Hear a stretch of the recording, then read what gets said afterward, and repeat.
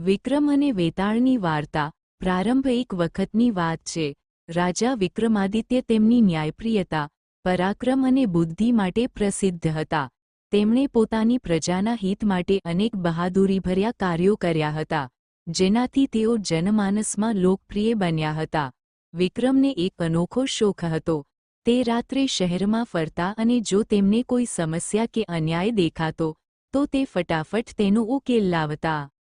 એક દિવસ એક તપસ્વી રાજા વિક્રમાદિત્યના દરબારમાં આવ્યો.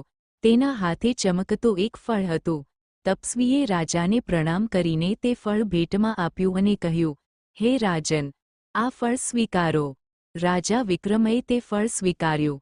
ત્યારબાદ તપસ્વી રોજે રોજ રાજાને એક ફળ ભેટમાં આપતો.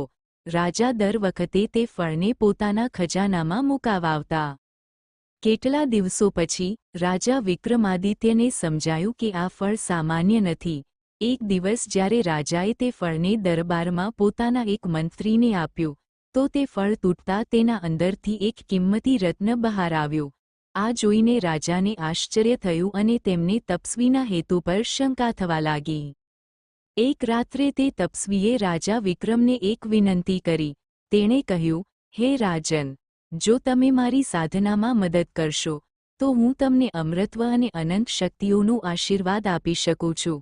આ સાંભળીને રાજાએ તેની વાત ધ્યાનથી સાંભળી અને તપસ્વીની મદદ કરવાનો નિર્ણય કર્યો. તપસ્વીએ રાજાને કહ્યું કે તેમને અમાવસ્યાની રાતે શમશાન ભૂમિમાં જઈને એક વિશેષ વૃક્ષ પરથી લટકતો એક શવ, મૃતદેહ લાવવો પડશે. રાજા વિક્રમાદિત્યે હિંમત બતાવી અને વગર ડર્યા તે કાર્ય માટે તૈયાર થઈ ગયા.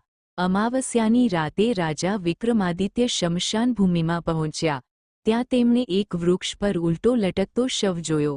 જેમણે જ રાજાએ તે શવને ઉતારીને પોતાના ખભા પર મૂક્યો. તે શવ હસી પડ્યો અને બોલ્યો, હે રાજન, હું વેતાળ છું. જો તમે મને કશું બોલ્યા વિના અહીંથી લઈ જવાનો પ્રયાસ કરશો, તો હું પાછો આ વૃક્ષ પર આવી જઈશ. વેતાળે રાજાને શરત રાખી કે તે રસ્તામાં કોઈ પ્રશ્ન પૂછશે, અને જો રાજાએ ઉત્તર આપ્યો તો વેતાળ પાછો વૃક્ષ પર જતા રહેશે.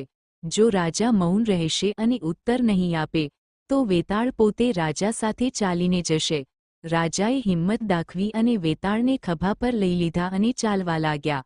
આ રીતે વિક્રમ અને વેતાળની અનોખી વાર્તાની શરૂઆત થાય છે, જેમાં વેતાળ દરેક અધ્યાયમાં એક નવી પહેલી પૂછે છે, અને રાજા વિક્રમ પોતાની બુદ્ધિ અને વિવેકથી તેનો જવાબ આપવા પ્રયાસ કરે છે.